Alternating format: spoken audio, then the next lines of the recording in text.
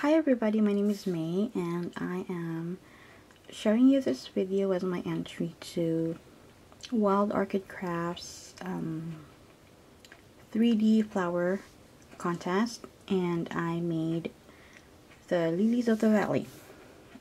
And these are the things that I used to make this one. First is the even weave 28 count. I cut this piece of cloth with this die, and I think this is from All That Scraps, the CC Designs flower die. I'm not sure what the name is, but that's where I got this from. And before I go on, I would apologize for my voice and my speaking. I'm having a hard time talking right now. I just had oral surgery and I'm still swollen, but I'm doing my best to say the right words and sound the right way. Okay, after that, after I cut it, and this would be the flowers that you cut from the die, and after I run it through my Big Shot, I sprayed it with Elmer's spray adhesive. I sprayed it and then let it dry, and sprayed it again, let it dry. I think I did it 3 times. I want to make sure that it was stiff enough to keep it from, from coming apart here in the sides. But anyway, so I got that done. I also used some of the white long stamens from Wild Orchid Crafts. I colored it with YG99. I colored this part of the stem. I cut it in half, and this is how it looks like now. Okay, this is going to be the inner part of the flower. I also used, this one is the ones from Ranger. It's Essentials, I think Ink Essentials. The one that you use to scrub your stamps with, to clean it with. I used the back side of it because I don't have the McGill's whatchamacallit thing for the flower making. Anyway, so I started with a small one, and I used this tool, and I just tried to make it into a little curve there. And then the reason why I had to spray it with adhesive 3 times is because if you don't spray it with adhesive that much, you're not gonna be able to do this part because all the fiber is just gonna come out. So after that, sorry, I actually have to pull this one here, the hole. Okay. And I put it inside, and then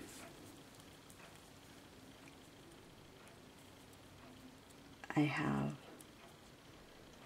that round thingamajig there. Wherever I put it. Oops. Okay. And after that, I put some of this paper glaze. I think you can use any kind of liquid glue. The reason why I use this one because of the nozzle is fine, and I can just stick it here. And then I try to make it a ball. And then, in order for it to dry, I actually have a clothes, not a clothes, but it looks like a clothes liner that I hang them there and let it dry. It's just my thing. Okay. When that dries, and while that dries, I mean, I am gonna do the next one, which is this is the medium one, and I'm gonna do the same thing.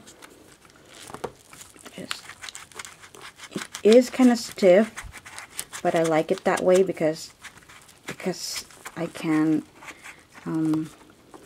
mold it to that certain shape that I want.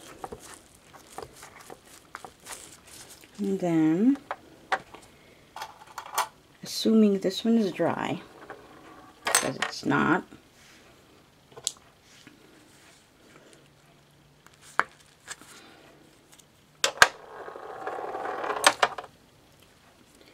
let's stick it inside this. I stick it inside this one here, so that's how it is. And then I put some more of the glaze inside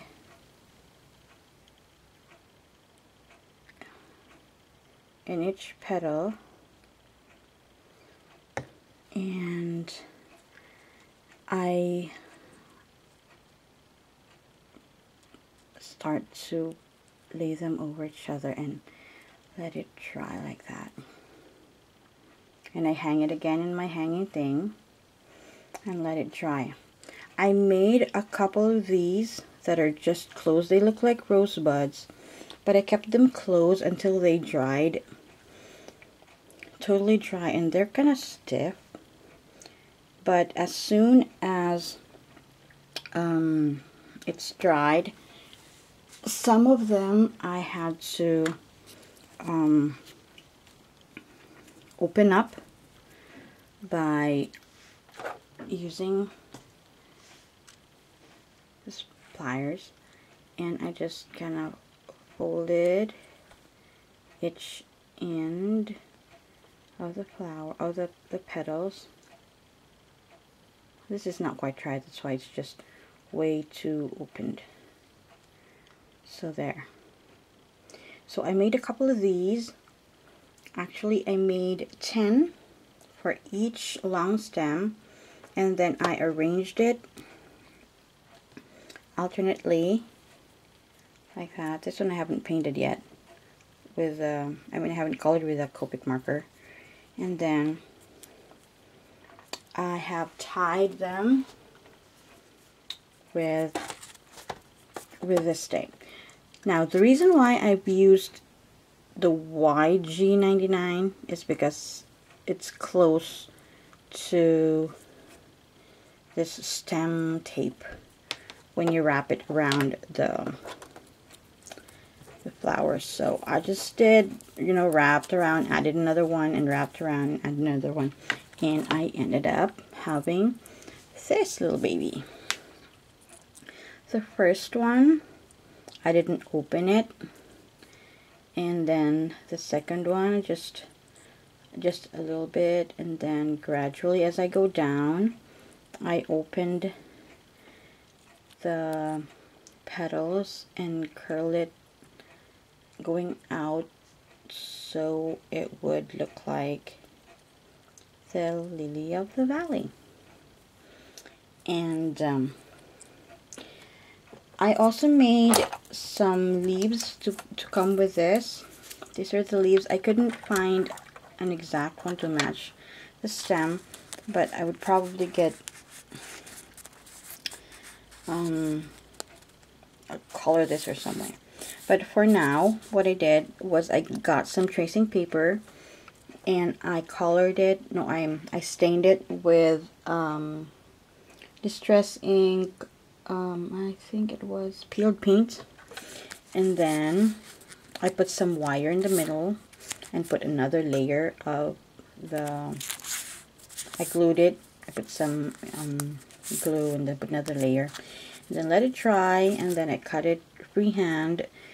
I was just trying to see the length of my lily of the valley with the flowers, to see, because when Google it over the internet.